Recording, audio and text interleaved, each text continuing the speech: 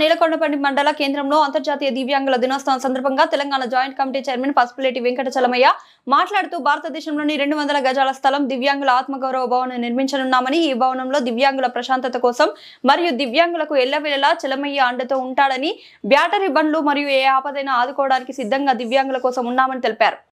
పసుపులేటి వెంకట చలమయ్య తెలంగాణ దివ్యాంగుల joint action కమిటీని ఏర్పాటు చేశాము. భారతదేశంలోనే 200 గజాల్లో దివ్యాంగుల ఆత్మగౌరవ భవనాన్ని నిర్మిస్తున్నాం. దివ్యాంగుల ఎవరైతే బాధల్లో కష్టాల్లో ఉంటారో వాళ్ళకి మా సంఘం ఒక సొంత ఇల్లులాగా పనిచేస్తుంది. మరి ఏ కష్టాల్లో ఉన్నా బాధల్లో ఉన్నా కానీ సంఘమే వారికి అన్ని విధాలా ఆదుకుంటుంది.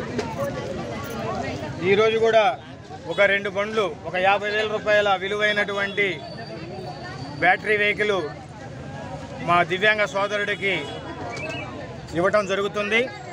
అదేవిధంగా ఇంకొక 45,000 రూపాయల బ్యాటరీ ట్రైసైకిల్ ఇంకొక దివ్యాంగ సోదరుడికి ఇవ్వటం జరుగుతుంది. ఈ విధంగా అన్ని సేవా కార్యక్రమాల్లో మా సంఘం ఎప్పుడూ ముందుంటుంది. దివ్యాంగుల సేవయే టీడీజేఏసీ ఆశయం. దానికోసమే మేము నడుస్తున్నామని చెప్పేసి ఈ సందర్భంగా తెలియజేస్తూ జై దివ్యాంగ, జై జై దివ్యాంగ, ప్రపంచ దివ్యాంగుల ఐక్యత వర్ధిల్లాలి. జై హింద్.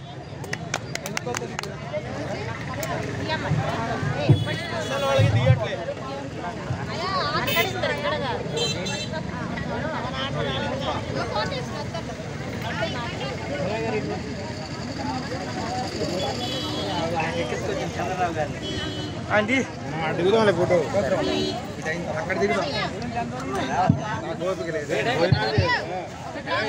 ఎంత చాలా కొంచెం చేసుకునే కార్యక్రమం మన పండగ. బళ్ళు ఇచ్చింది బళ్ళు సంఘం తరపున సంఘ అధ్యక్షుడిగా నేను, గౌరవ సలహాదారులు భాస్కర్రావు గారు, అదేవిధంగా వైస్ ప్రెసిడెంటు బాకీ రామకృష్ణ గారు, ఆల్ పార్టీస్ లీడర్స్ని పిలిచాము. ఎన్నికల్లో హడావుడిగా రాలేదు.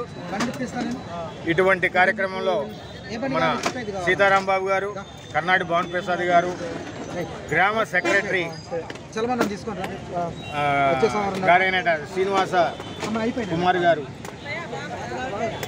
కుమార్ గారు గ్రామ కార్యదర్శి, చేతుల మీద నుంచి బండ్లు మా సాటి దివ్యాంగులకి కాళ్ళు పూర్తిగా లేక నడవలేకపోతున్నటువంటి వాళ్ళకి ఇవ్వడం జరిగింది.